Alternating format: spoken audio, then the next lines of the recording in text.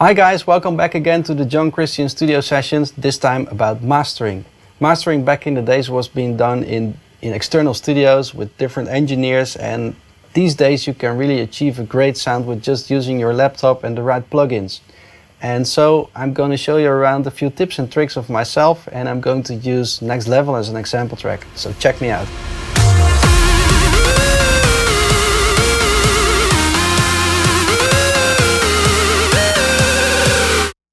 So when it comes to mastering, there's a lot of things that you need to know and a lot of things that you need to do. For me personally, when I make high energetic tracks, because that's what my signature sound is like, I'm really pushing the master, well, maybe even over every limit that there is. This is Next Level. This is the track that I'm using as an example.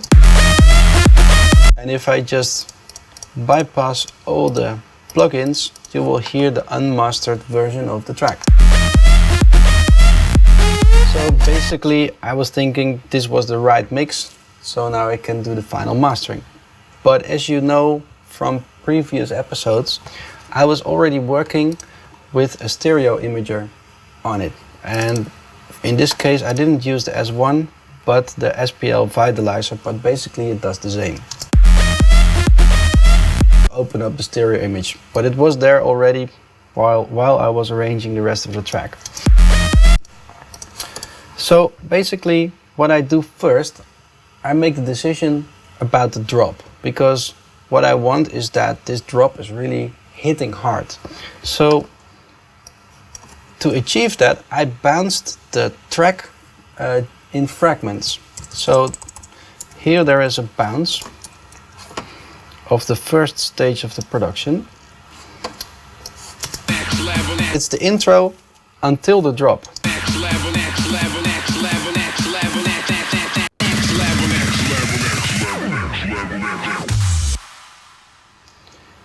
As you hear, there is still some kind of reverb going on after it stopped here.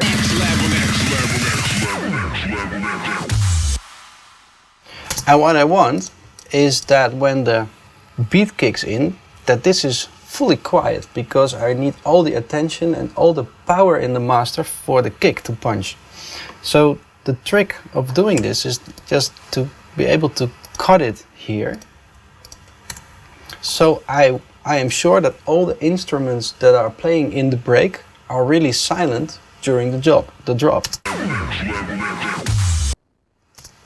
And then the drop kicks in from here. And for this, and for the second drop I do exactly the same. So I made the bounce until the point where it should drop. So I can cut this off, so I am sure that it's silent.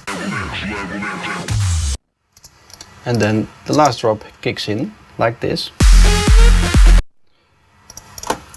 So if the bounces are been done correct, it should sound like this without hearing clicks or whatever. Of course you have to make sure that there are no clicks or whatever involved here. But it's clean, so this is the point where you can start doing the master. But what you know now is that the kick is really dry on the point where the drop kicks in. That's the first thing.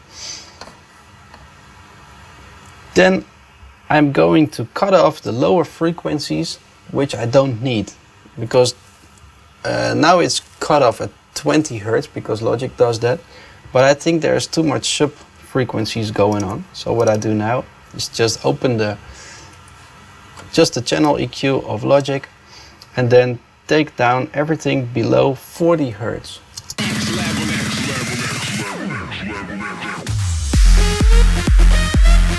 And as you can see in my automation, there's one thing going on, because just before the drop I cut off even more, but it's automated. Here you can see what it's doing.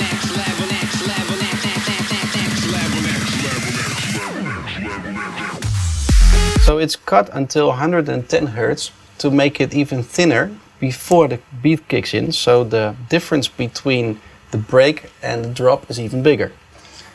Those are just simple elements, and One extra thing here is that I also do that with volume. I even cut off 3.1 dBs and they are going back on until 0 on the point where the beat drops. So in fact the track is just going down here, down, thinner, less volume, and here everything comes back.